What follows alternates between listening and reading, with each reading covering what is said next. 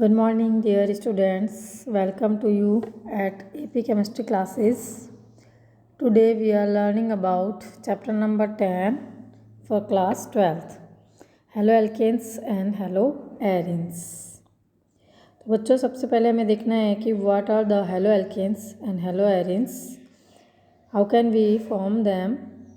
The replacement of hydrogen atom in hydrocarbon, aliphatic or aromatic by halogen atom, then results in the formation of alkyl halide.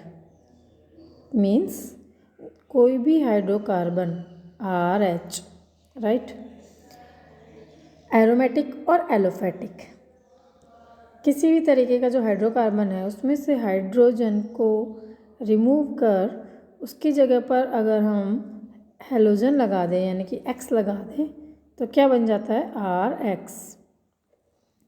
This is called haloalkanes. और जब हम benzene ring में से hydrogen निकाल कर उसके साथ में X जोड़ देते हैं तो वो क्या बन जाता है हेलोएरीन्स. ओके, तो this is the haloalkanes and haloarenes. इसके बाद में क्लासिफिकेशन ऑफ हेलोजन डेरिवेटिव्स. तो यहाँ पर आपके सामने 3 टाइप से डिवाइडेशन किया गया है कि हेलोजन डेरिवेटिव्स को हम किस किस तरीके से देख सकते हैं. सबसे पहले है on the basis of numbers of halogen atoms. Present halogen derivatives are classified as mono, di, tri, tetra etcetera. These are called halogen derivatives. Okay, means when we remove an hydrogen and addition of halogen then it becomes a halogen derivative. तो इस तरीके से हम जैसे कि अगर मान लो 1 halogen add किया तो वो क्या कहलाएगा मोनो हेलो एल्केन. अगर 2 हाइड्रोजन्स रिमूव करके उसकी जगह पर 2 हेलोजन्स ऐड कर दिए तो वो क्या कहलाएगा डाई हेलो एल्केन्स. इसी तरीके से 3 हेलोजन्स रिमूव करके हेलोजन्स लगा देंगे तो क्या कहलाएगा ट्राई हेलो एल्केन्स. और जब किसी बेंजीन रिंग में से हाइड्रोजन निकाल करके हेलोजन जोड़ दिया जाता है तो वो क्या कहलाता है मोनो हेलो एरीन्स. ओके, तो this is the basis on the basis of number of halogen atoms, mono, di, tri etcetera. Okay, इसके बाद में आता है second on the basis of nature of the carbon. On the basis of nature of the carbon to which halogen atom is attached, halogen derivatives are classified as 1 degree, 2 degree, 3 degree, allylic, benzylic, vinylic and aryl derivatives. How? Look at here. This is the primary haloalkane यानी कि 1 degree haloalkane. ये 1 degree haloalkane क्यों कहलाता है? क्योंकि आप देख रहे हो यहाँ पर ये जो कार्बन है वो एक एल्काइल ग्रुप से जुड़ा हुआ है, इसलिए ये कैसा होगा 1 डिग्री कार्बन है. और 1 डिग्री कार्बन से हेलोजन जुड़ा हुआ है इसलिए इसे क्या कहेंगे 1 डिग्री हेलोएल्केन. ओके, इसी तरीके से आप देखोगे कि जब हम ऐसे कार्बन से हेलोजन जोड़ते हैं जो कि 2 टाइप्स के एल्काइल से जुड़ा हुआ है तो ये क्या कहलाता है 2 डिग्री कार्बन.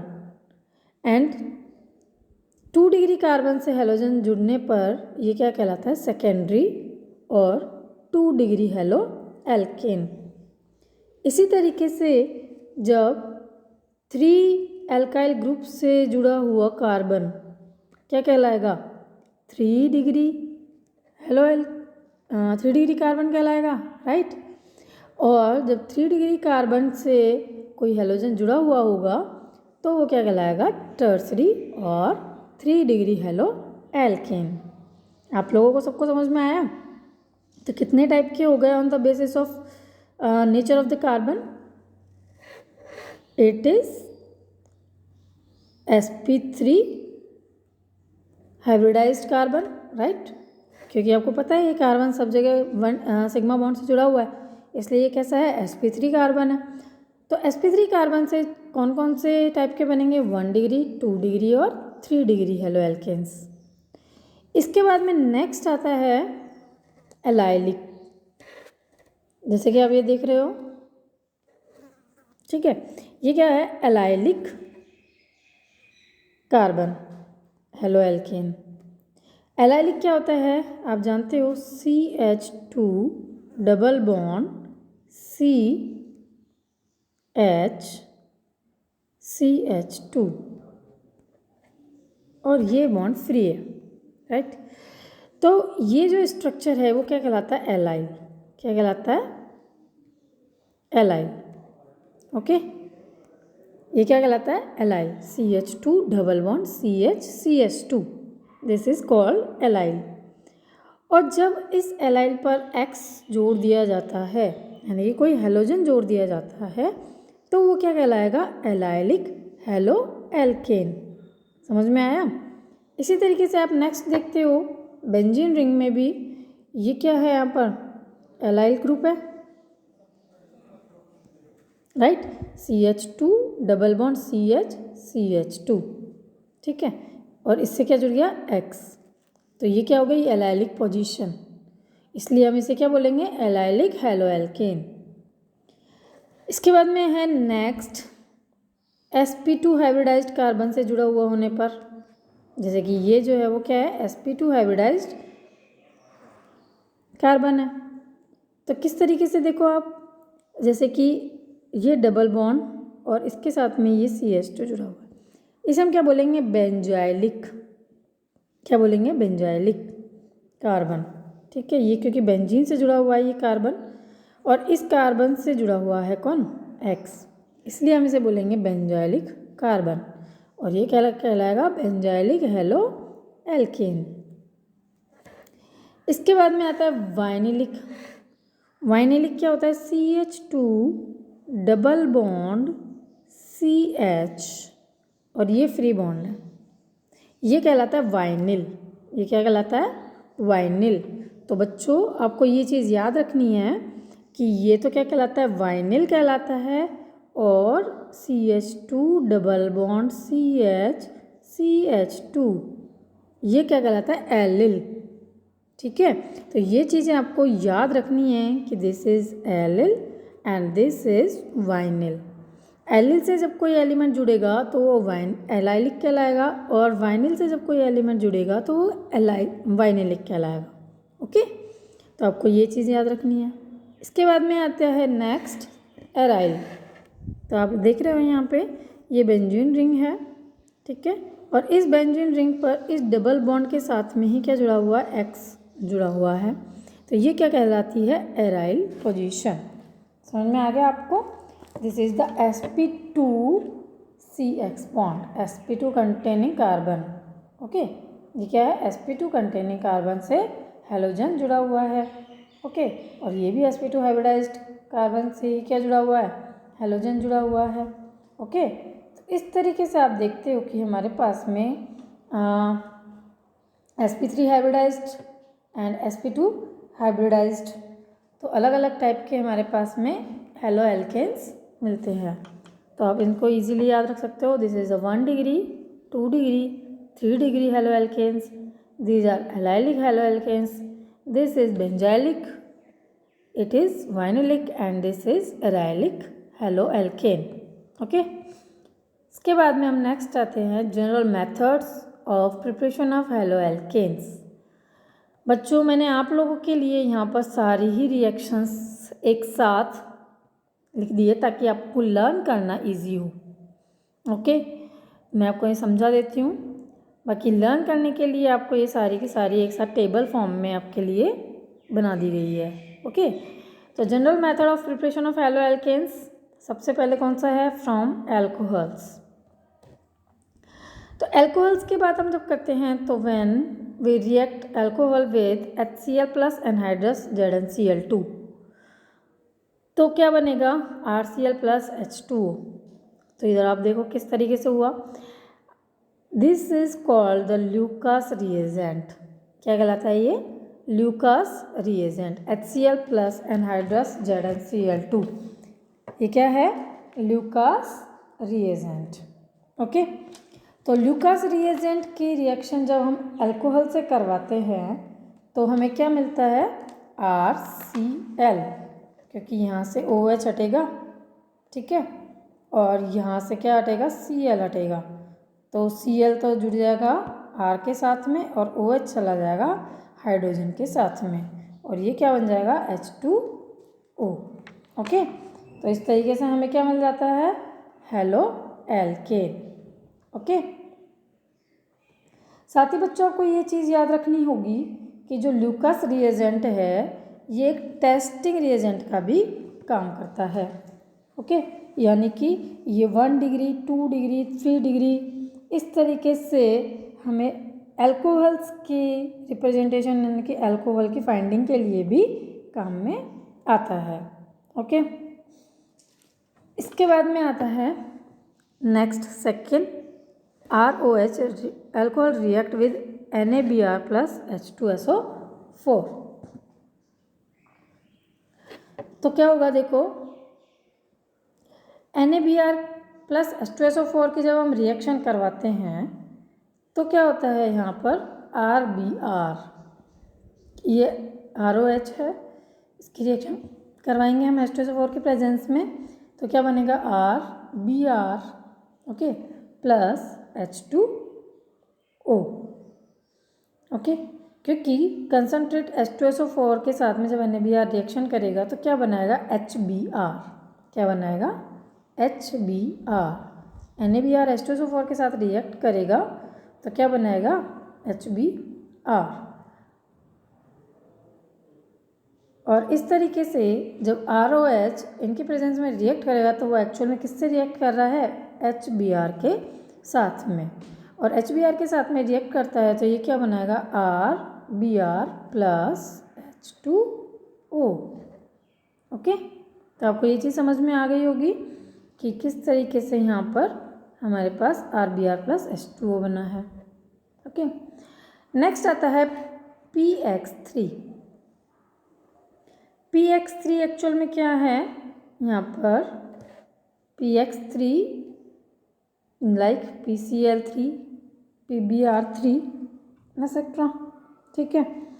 और PH3 एक्चुअल में कहाँ से आया, जैसे कि रेड फास्फोरस प्लस HI के साथ में जब रिएक्शन करवाते हैं, रेड फास्फोरस प्लस H2 के साथ में भी रिएक्शन करवाते हैं तो हमें क्या मिलता है, PX3। तो ROH की रिएक्शन जब PX3 के साथ में करवाते हैं तो क्या मिलेगा, 3RX, ओके, प्लस H3PO3।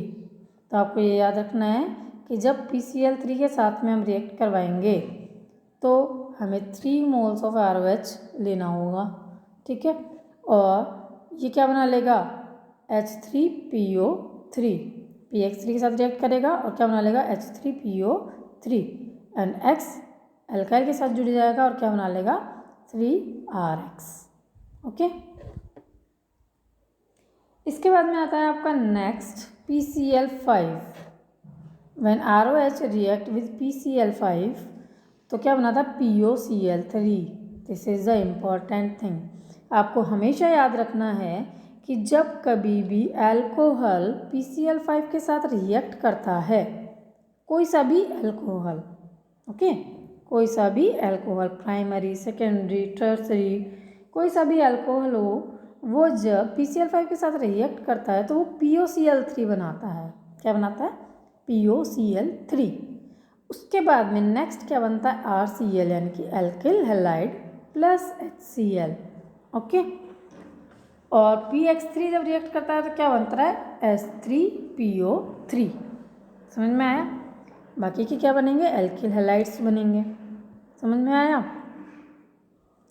इसके बाद में नेक्स्ट है आपका पिरिडीन प्लस SOCl2 के साथ में रिएक्ट करवाते हैं, पिरिडीन के साथ में रिएक्ट करवाते हैं तो ये क्या बन जाता है, RCl, R react with this Cl and form RCl and SO2 बाहर निकल जाता है प्लस HCl बाहर निकल जाता है। ओके, तो क्या बना, RCl plus SO2 plus HCl। अब क्योंकि ये SO2 और HCl क्या है, ये गैस रिमूव ईजीली हो जाती है बाहर, और हमें एक क्या मिल जाता है, प्योर एल्किल हैलाइड कंपाउंड मिल जाता है।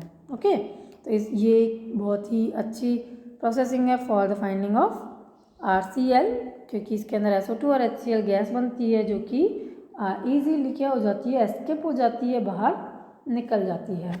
ओके, तो इस तरीके से कुछ मेथड्स हैं, ये प्रिपरेशंस हैं जिसकी वजह से क्या बनता है, हेलो एल्केन्स। ओके, इसके बाद में नेक्स्ट चीज़ आपको ये याद रखनी है कि in Groves method ZnCl2 is used to weaken the COH bond. जैसे आपने अभी पढ़ा था ना ल्यूकास रिएजेंट के साथ में जब हमने रिएक्शन करवाई थी, तो ये क्या कहलाती है, ग्रूव्स प्रोसेस। क्या कहलाती है, Groove's process when we react with Lucas reagent. तो क्या होता है, ग्रूव्स प्रोसेस के अंदर ZnCl2 is used to weaken the COH bond. Actual में क्या करता है, COH बॉन्ड को क्या करता है, वीक करता है। In case of 3 degree alcohols ZnCl2 is not required. 3 degree alcohols के लिए ZnCl2 इज नॉट रिक्वायर्ड। ऐसा क्यों, ऐसा इसलिए क्योंकि 3 degree carbocation is more stable then 1 degree and 2 degree carbocation.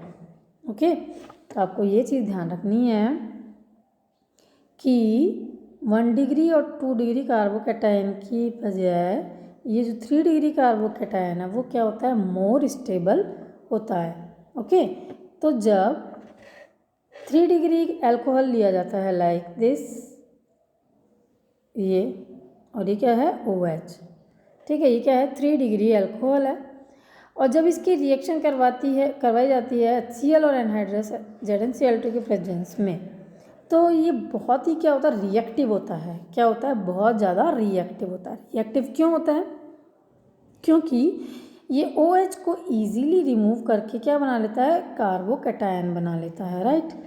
और ये कार्बोकैटायन जब बनाता है तो ये मोर स्टेबल कार्बोकैटायन होता है। ओके, और फिर ये HCl के साथ रिएक्ट करता है और क्या बना लेता है, 3 डिग्री एल्किल हैलाइड बना लेता है। ओके, तो ये इसलिए ZnCl2 की ज़्यादा ज़रूरत नहीं होती, क्योंकि ये ऑब्वियस अपने आप ही क्या होता है, रिएक्टिव होता है। इसके बाद में आता है आपका कि the reactivity of halogens, order of halogen acids. तो HI, HBr एंड HCl, इनमें से जो मोर रिएक्टिव हैलोजन है वो कौन है, HI। मतलब कि HI is more reactive than HBr and then HCl। Okay, तो HI मोर रिएक्टिव है क्योंकि I का यहाँ पर क्या होता है, साइज बड़ा होता है, और H और I के बीच का जो बॉन्ड है वो इजीली ब्रेक हो जाता है, इसलिए ये क्या है, मोर रिएक्टिव है। ठीक है, इसी तरीके से इसके बाद में HBr है and then HCl। Okay, Darjan procedure is the best method for preparing alkyl halides from alcohol since both the byproducts SO2 and HCl are gases and escape easily।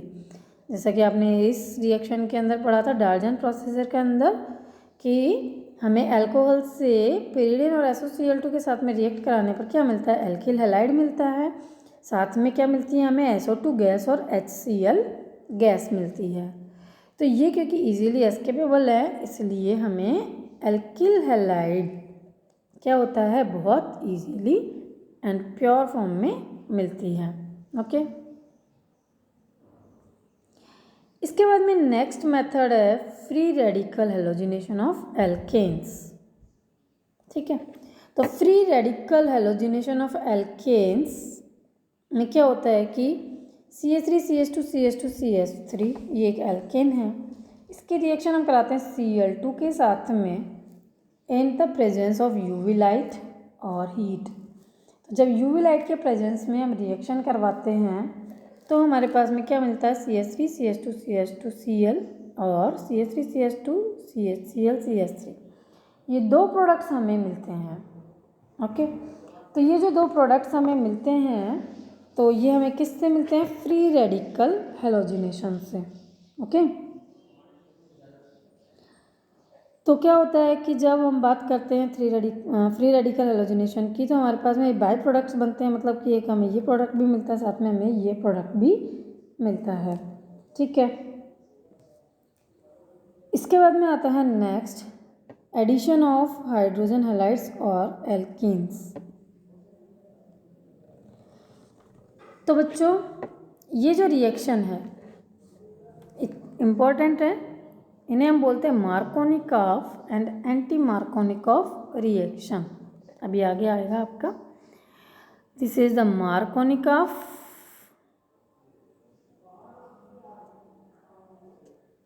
and this is anti-Markovnikov.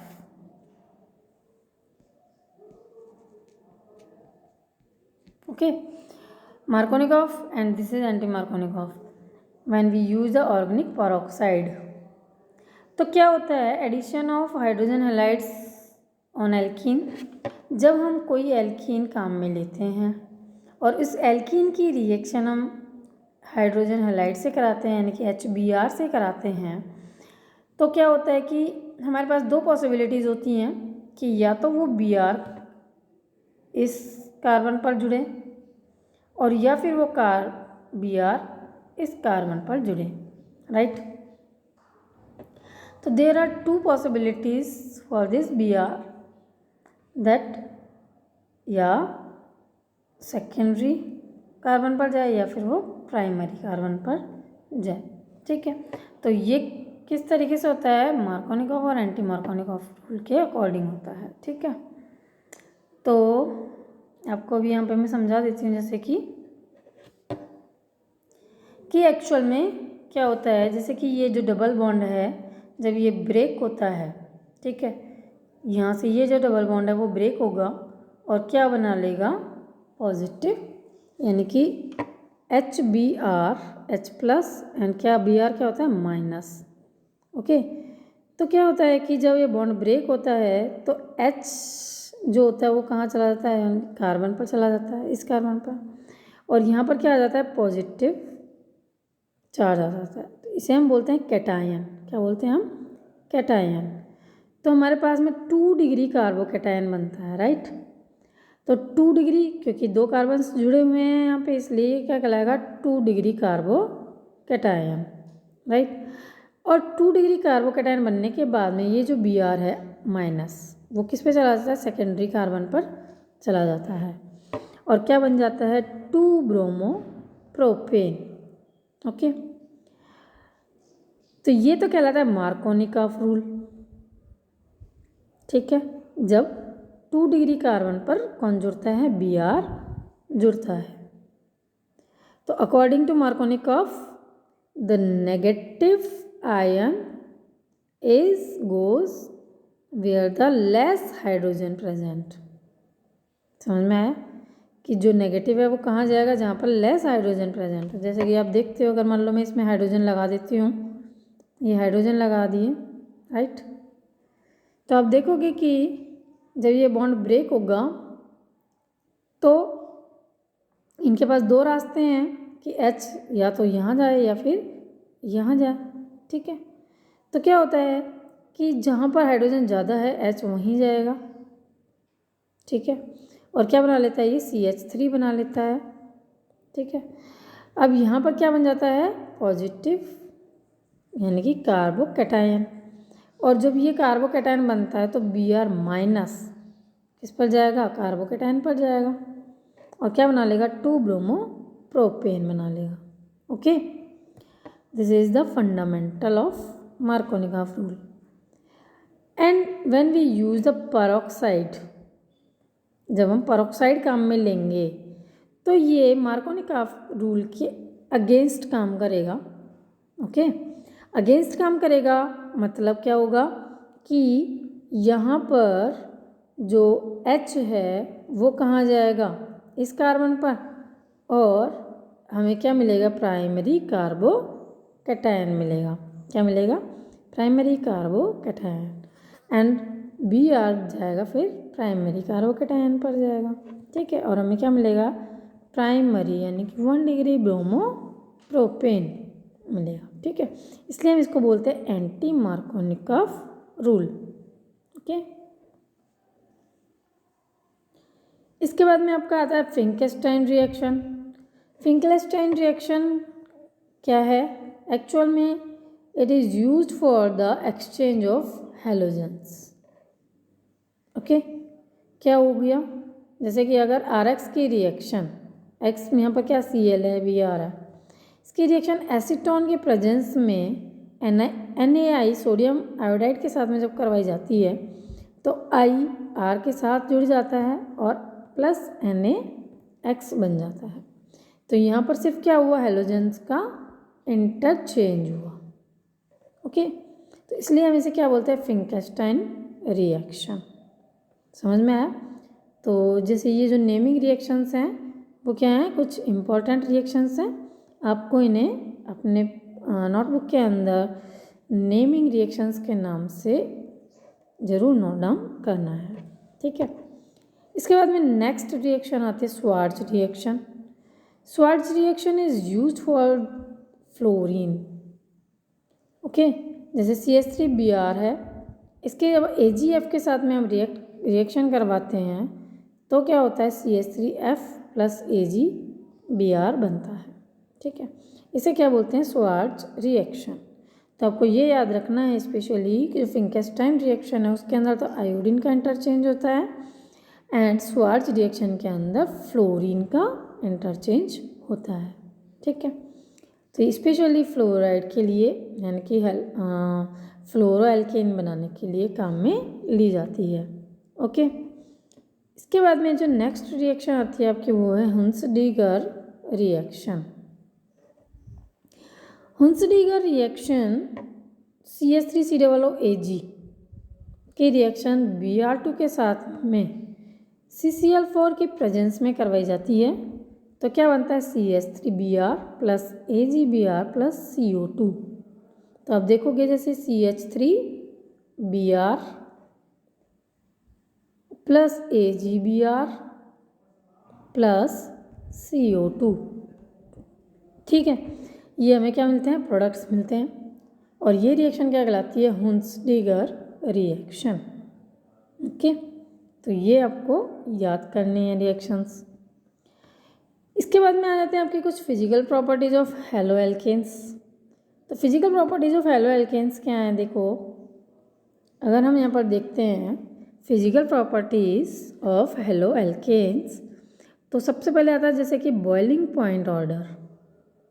तो boiling point का जो order है वो किस पर depend करता है? वान डर वाल फोर्सेस पर। ओके, तो we know when we go up to down then the van der Waals forces increases।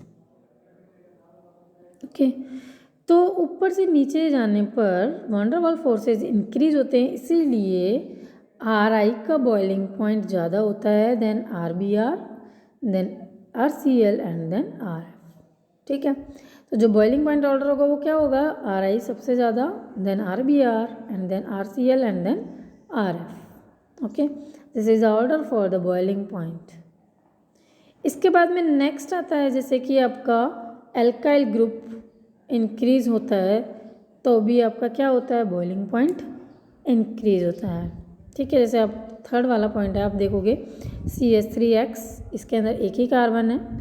CH3CH2X, इसके अंदर 2 कार्बन्स हैं। CH3CH2CH2X, इसके अंदर 3 कार्बन्स हैं।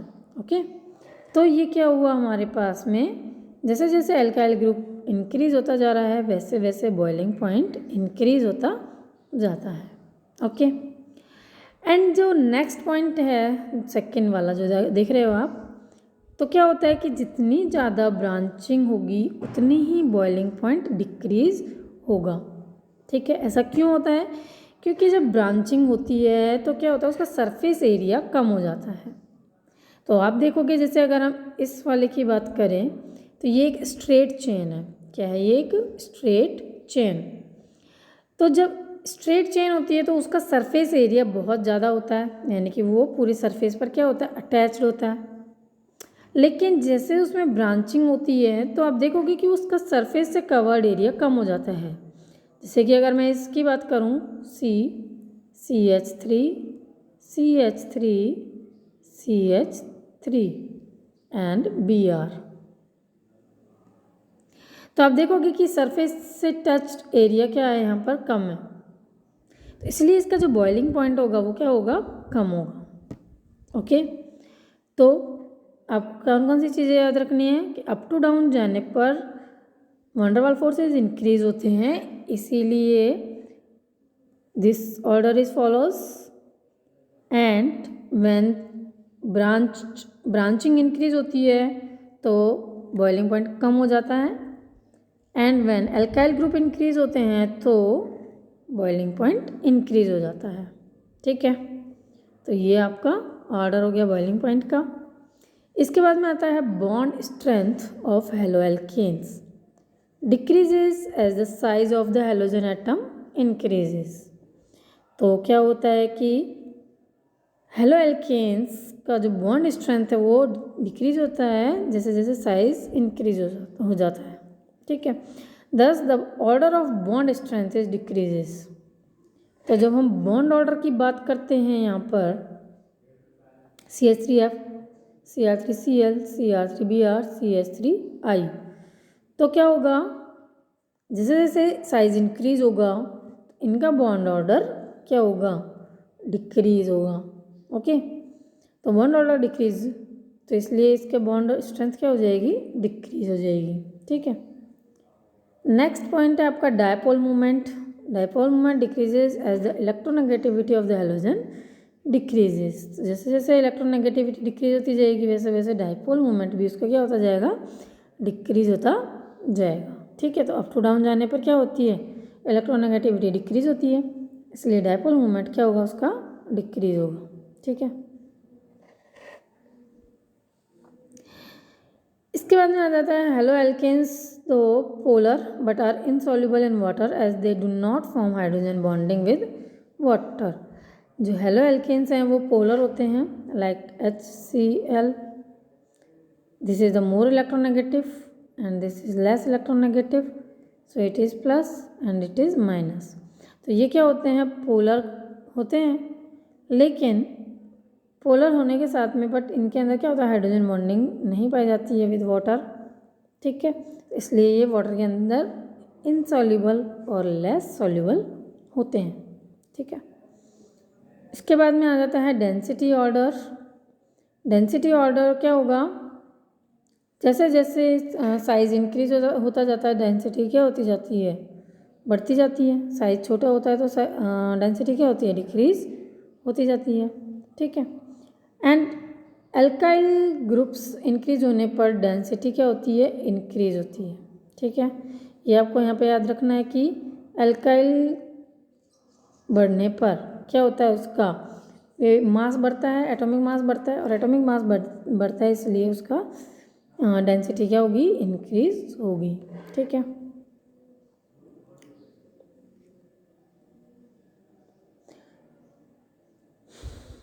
इसके बाद में आ जाता है केमिकल रिएक्शन ऑफ हेलोएल्केन्स। तो बच्चों जब हम केमिकल रिएक्शन ऑफ हेलोएल्केन्स की बात करते हैं तो उसके अंदर आपके 2 टाइप्स की रिएक्शंस होती हैं, nucleophilic substitution reaction and elimination reaction. तो पहले हम पढ़ेंगे न्यूक्लियोफिलिक सब्स्टिट्यूशन रिएक्शन और it is called essence reaction. तो क्या होता है न्यूक्लियोफिलिक सब्स्टिट्यूशन रिएक्शन में, आप देखोगे अभी लाइक दिस, जैसे कि आप यहाँ देख रहे हो कि when a nucleophile attacked on haloalkane then halogen is removed and nucleophile is attached. Okay, तो क्या होता है कि जब कभी कोई न्यूक्लियोफाइल अटैक करता है तो वहाँ से हेलोजन रिमूव हो जाता है। हेलोजन भी क्या है, एक न्यूक्लियोफाइल है, नेगेटिव चार्ज है उसके ऊपर, तो ये भी क्या है, एक न्यूक्लियोफाइल ही है। ठीक है, तो क्या होता है कि न्यूक्लियोफाइल अटैक करता है तो हेलोजन अलग हो जाता है और यहाँ पर एक क्या जुड़ जाता है, न्यूक्लियोफाइल जुड़ जाता है, इसलिए हम इसे क्या बोलते हैं, nucleophilic substitution reaction. Substitution reaction क्यों बोला, क्योंकि इसमें से न्यूक्लियोफाइल अलग हो रहा है और न्यूक्लियोफाइल ही ऐड हो रहा है। समझ में आया, तो मतलब एक न्यूक्लियोफाइल दूसरे न्यूक्लियोफाइल को यहाँ पर क्या कर रहा है, डिस्प्लेस कर रहा है। ओके, इसलिए इसे हम क्या बोलते हैं, न्यूक्लियोफाइल सब्स्टिट्यूशन रिएक्शन। ओके, तो कुछ रिएक्शन है न्यूक्लियोफिलिक सब्स्टिट्यूशन रिएक्शन की, कौन कौन सी, लाइक दिस C2H5Br। यहाँ पर Br क्या है, एक न्यूक्लियोफाइल है, और C2H5 एक क्या है, इलेक्ट्रोफाइल है। ठीक है, तो जब हम KOH की रिएक्शन करवाते हैं तो KOH में OH नेगेटिव, K पॉजिटिव।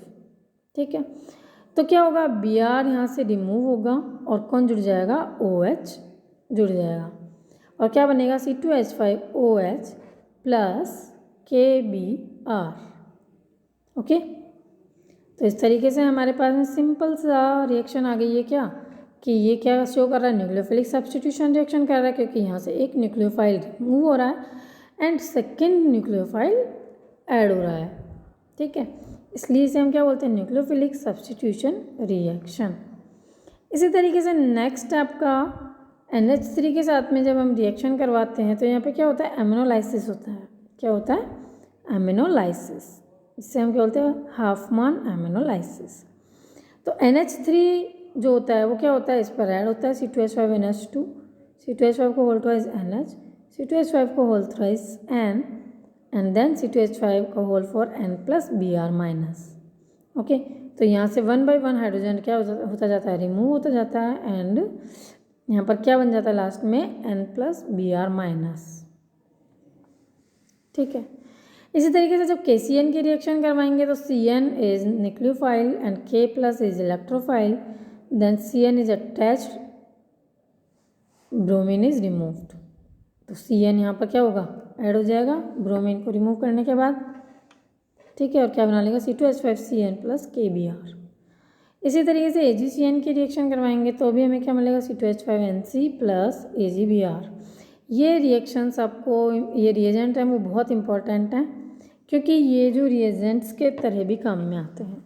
जब हम कभी भी कोई भी रिएक्शन कन्वर्जन पढ़ते हैं, किसी भी तरीके की हम कोई क्वेश्चन कर रहे हैं रिएक्शन से रिलेटेड, तो आपको इन रिएजेंट्स का याद रखना होगा कि when we use the KCN, जब हम KCN रिएजेंट को यूज़ करते हैं विद एल्केल हैलाइड तो क्या बनता है, C2H5CN यानी कि साइनाइड बनता है।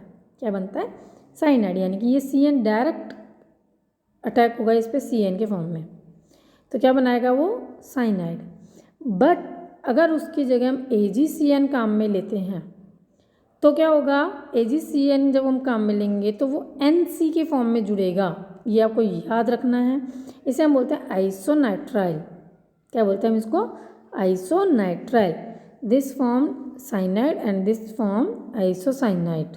ओके, तो ये इंपॉर्टेंट है, दोनों ही रिएजेंट KCN और AgCN आपको याद रखना है कि जब KCN अटैक करेगा तो यहाँ पर CN जुड़ेगा, और जब AgCN अटैक करेगा तो यहाँ पर NC जुड़ेगा।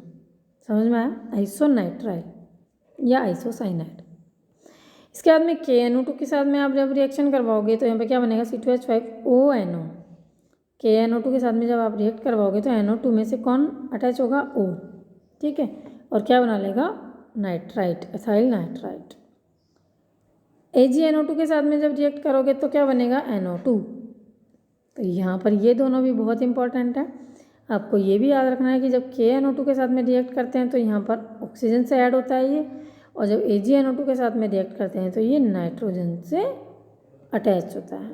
ठीक है, इसे हम बोलते हैं Williamson synthesis. C2H5Br react with AgNO2 then form C2H5NO2 plus AgBr। ओके, इसके बाद में है RONA। इसकी जब हम रिएक्शन करवाएंगे तो क्या बनेगा, C2H5OR plus NaBr। This is ether. क्या बनता है ये, ईथर। ठीक है, तो ये एक ईथर फॉर्मेशन की रिएक्शन है।